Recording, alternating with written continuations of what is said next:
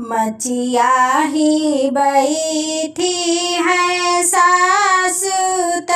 बहू हरियर जी कर बहू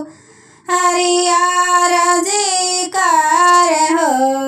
सासु मोरा बाबा यसनीरा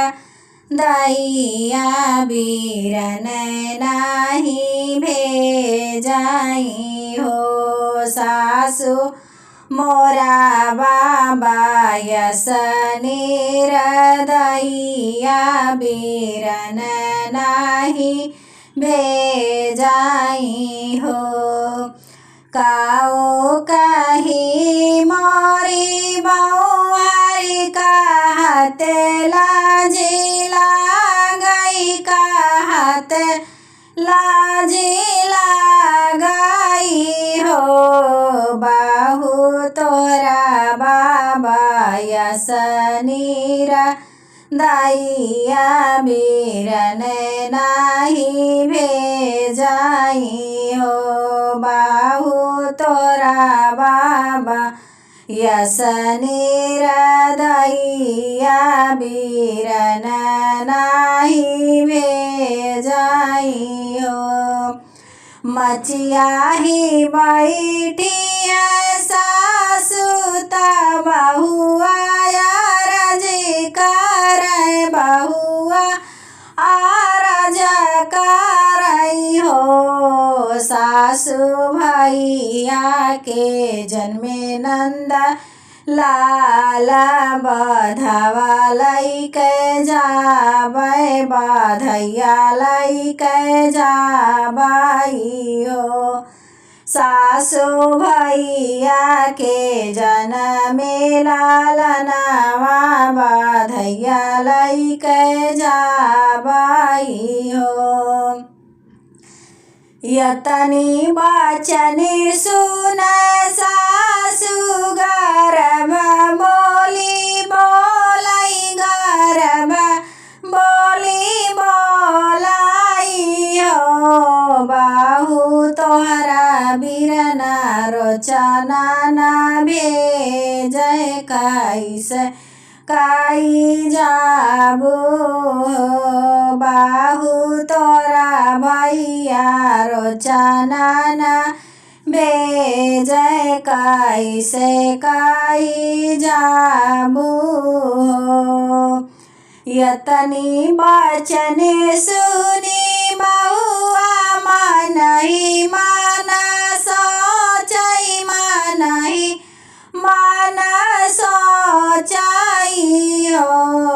रामा हथवा मैलिए तिला चाउर सूरज देव के मनावाई हो बहिनी हथवा मैलिए तिला चाउर सूरज देव के मनावाई हो। बाबा सूरज देव बाबा घरे देत्यो धन दमलतिया बीरन मोरा आवाई हो सूरज देव भैया घरा देत्यो संपतिया बीरन मोरा आवाई हो। दुआरे से आवाई ननदीता भाऊजी से आरजी करई भाऊजी से आरजी करई हो भाऊजी तोरा भैया घोड़े सवार दुआरवा पे आवई दुआरवा पे आवई हो भाऊजी तोरा भैया घोड़े सवार दुआरवा पे आवई हो। जैसाई दौड़ाई गैया अपने बछड़वा बिना अपने बछड़ा बिना हो बहिनी वैसाई दौड़ा अपने बीरन बीना अपने बीरन बीना हो बहिनी वैसे ही दौड़े बहिनिया अपने बीरन बीना अपने बीरन बीना हो बही गए ताला तालैया उर ताला पोखराया उर ताला पोखराई हो बहिनी बही गए बाबा के आंगनमा बहिनिया के रोए से हो बहिनी बही गए बाबा के आंगनवा बहिनिया के रोए से हो काऊ कही मोरी बहिनी कहत लाजिला गई हो बहिनी बाबा मोरे भेजै रोचनवा है लैके आयन हो बहिनी बाबा मोरे भेजै रोचनवा है लैके आयन हो बहिनी भौजी के भाएला लनवाया नए तो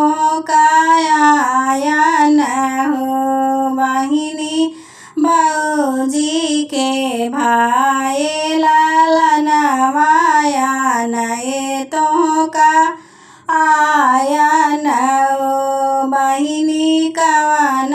वियोग तोरे जियरा तू यता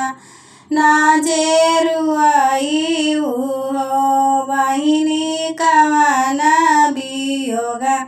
तोरे जियरा जे यतना तू रोई हो यस जी ने जान्यू मोरी बहिनी बीरन गरीब बाटई बीरन गरीब बाटई हो बहिनी सजावा कै डोलिया पा नहीं सवेरे लैके चल सवेरे लैके चल हो बहिनी यस दूल रही तिनी बहिनी